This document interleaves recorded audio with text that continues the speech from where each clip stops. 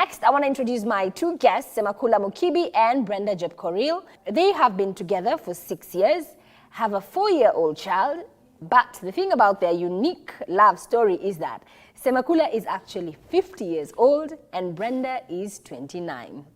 Welcome to the show, guys. I know, like earlier on when our audience saw you, everybody had a reaction. I'm sure you get this everywhere. Maybe let's start with you, Brenda. Yeah, every time I get the reaction from people, like when they see us together, it's always a problem. Because the assumption at first is that you're not a couple. It must be that. Yeah. He's probably either...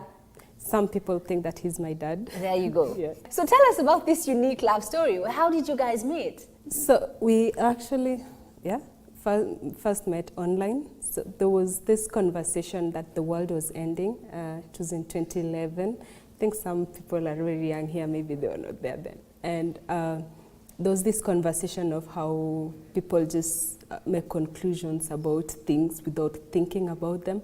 And we started meeting with intellectuals online just to have philosophical conversations around them.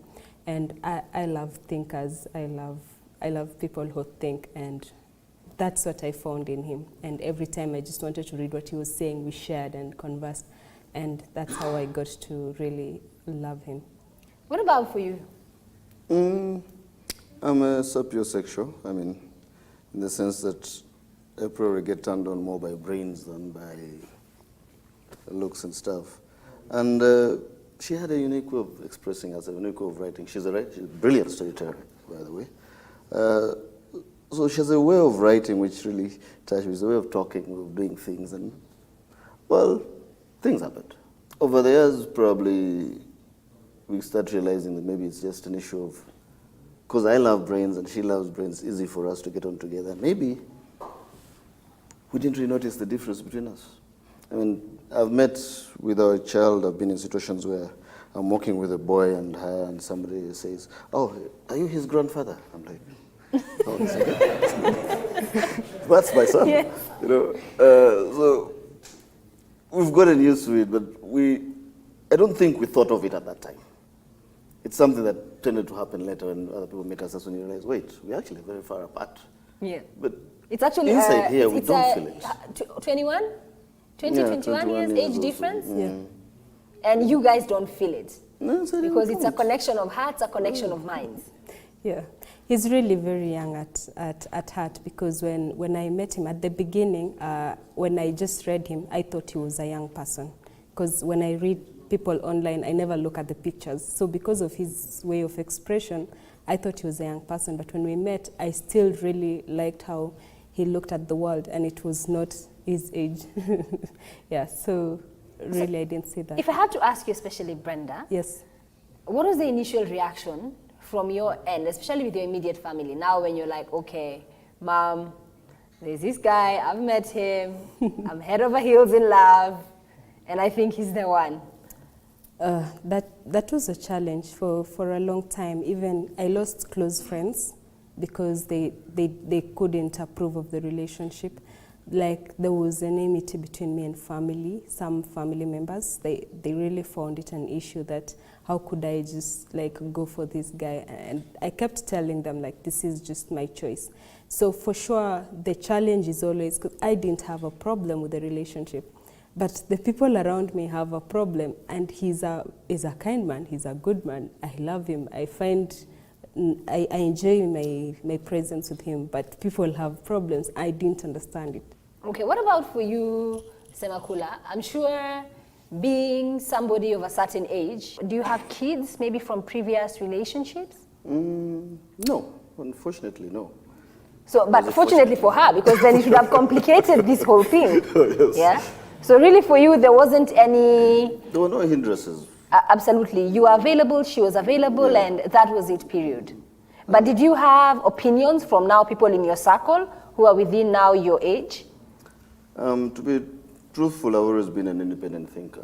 People have always looked at me as I'm likely to think off the track. I rarely think with the heart. So whatever I do, most people are like, he's done it again. That's it. So I guess I had it the easy way, because people expected me to do anything. So yeah, I was lucky. Okay, but now with the age, do you ever find yourselves perhaps having, differences in opinion, maybe in how you look at issues and situations? Because of, again, you can't discount 20 years. That's a different generation altogether. Maybe let's start with you, Brenda. What I've noticed is that, like with age, there are things that he will have a better understanding than I do. And in the same way, there are things that I'll have a better understanding than he does. And we have a way that we communicate that I feel. In a way, if I find that there's something that he doesn't understand from I give the background of it, like the story of it. And that's the same thing he does, which really bridges a lot. It becomes like a learning process that we don't see it as an age thing, but just as a relationship thing, yeah. And what about on the parenting? Do you guys come from the same school of thought when it comes to the parenting? When we met, we didn't think so. When we got the kid, we discovered we do agree on a lot of things on how the kid should be brought up, what kind of life they should lead, what kind of examples we should give. Of course, there are a few things here and there which, well, we don't agree with. I think the trick is communication. Between the three of us, me, her, and the child, there's always, as long as we maintain those lines of communications, it works out. It works out. The moment, I think, in my opinion, the day we stop communicating is when now the 20 years or 20 plus years will come into this. But until then, I think we're good. It works. Mm-hmm. Okay, let me rope in Benjamin here, because again here, this is a unique case of relationship. 20 years it's a huge gap. Yet, looking at them, they've found their rhythm. I think, Tamima, what you're looking at is they told you their connection was first intellectual. They liked the way each other thinks.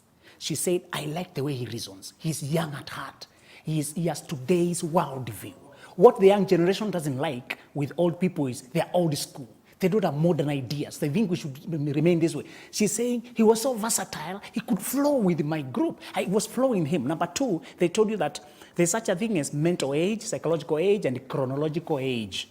When people are this number of years, does not mean mentally they are that old.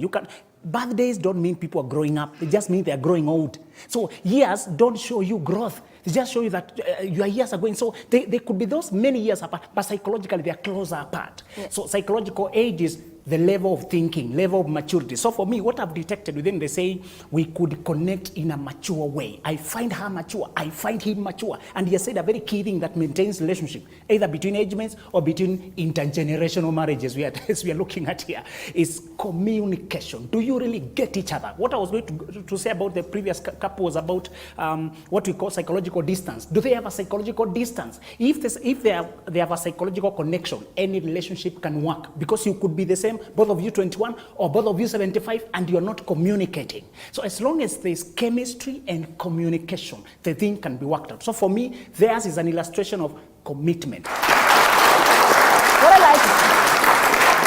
like, Benjamin, is that with all the couples that we've seen, you've been able to literally just, zone into that one thing that connects these two people. Maybe one question you can throw to him: what had taken you so long? Maybe, tell us, Semakula. You've never been married before? I never thought about it. Yeah. It's not something that was in a list of priorities. I lived life. If I had reached this age without getting married, yeah, it would have been good if you get married. It was good. It never just hit my head until I met her, perhaps. So you were waiting for her? Maybe.